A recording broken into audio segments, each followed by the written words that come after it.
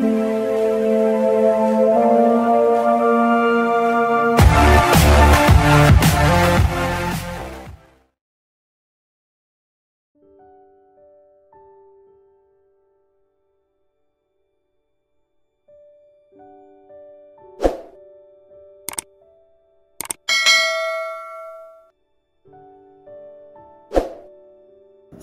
datang di channel ini dan selamat hari Minggu. Sahabat-sahabatku yang terkasih, hari ini kita masuk dalam Minggu Advent yang ketiga yang dikenal dengan nama Minggu Gaudete. Artinya bersukacitalah. Warna liturgi yang dipakai pun sedikit berbeda dari Minggu Advent yang lain, yaitu warna merah muda atau pink yang juga melambangkan sukacita. Tema sukacita di Minggu Advent ketiga ini diambil dari kata pertama dalam antifon pembuka Minggu Advent ketiga, yaitu bersukacitalah. Adapun keseluruhan antifonnya berbunyi, bersukacitalah senantiasa dalam Tuhan. Sekali lagi kukatakan, bersukacitalah, sebab Tuhan sudah dekat. Dalam arti tertentu, gereja hendak mengajak kita semua untuk bersukacita, sebab kedatangan Tuhan semakin mendekat. Di dalam bacaan pertama, Nabi Zefania juga mengajak bangsa Israel untuk bersukacita. Ia mengatakan, bersorak-sorailah hai putri Sion, bergembiralah hai Israel. Ia meminta mereka untuk bersukacita karena Tuhan telah menyingkirkan hukuman yang dijatuhkan atas mereka. Atas kesalahan mereka lah Tuhan menjatuhkan hukuman, namun tidak untuk menghancurkan mereka. Sebab sebaliknya Allah hendak menyucikan mereka sehingga mereka menjadi umat Allah yang baik dan sejati. Di dalam bacaan kedua, Santo Paulus juga mengatakan, saudara-saudara, bersukacitalah senantiasa dalam Tuhan. Dalam arti tertentu, Santo Paulus hendak menegaskan bahwa beriman kepada Kristus berarti memiliki sukacita. Memang ada banyak hal yang membuat kita khawatir, tetapi dengan iman akan Kristus kita didorong untuk senantiasa menyampaikan semua kekhawatiran dan isi hati kita kepada Tuhan di dalam doa dan permohonan. Dengan demikian, dalam keadaan apapun, sukacita itu akan senantiasa ada di dalam diri kita. Sahabat-sahabatku yang terkasih, marilah kita merenungkan sejumlah remah permenungan yang berhubungan dengan makna sukacita di Minggu Gaudete ini.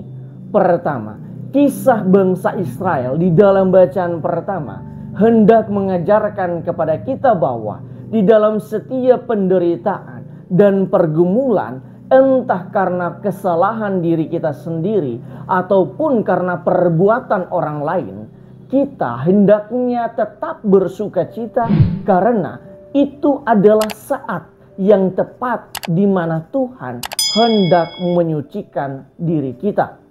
Pergumulan dan penderitaan bukanlah suatu beban hidup, tetapi kesempatan untuk memurnikan dan menyucikan diri. Ibarat sebuah pedang akan sungguh menjadi tajam jika ia dibakar dalam nyala api yang sangat panas dan terus-menerus ditempah. Begitu juga dengan hidup manusia, perlu melewati berbagai pergumulan dan penderitaan untuk mencapai kematangan dan kesucian diri. Kedua, terkadang kita mudah bersukacita dalam keadaan sehat, banyak rejeki, dan lain sebagainya. Tetapi bersukacita dalam pergumulan dan penderitaan itu adalah sesuatu yang sangat tidak mudah. Hari ini, Santo Paulus mengingatkan kita agar di dalam setiap kekhawatiran ataupun di dalam setiap penderitaan dan pergumulan kita, janganlah kita berpaling dari Tuhan, apalagi mencari kesenangan diri di tempat yang lain atau mencari kesenangan diri di hal-hal yang lain. Tetapi datanglah kepada Tuhan, lalu sampaikanlah semuanya itu, semua pergumulan, permohonan hati kita, semua penderitaan kita di dalam doa dan permohonan.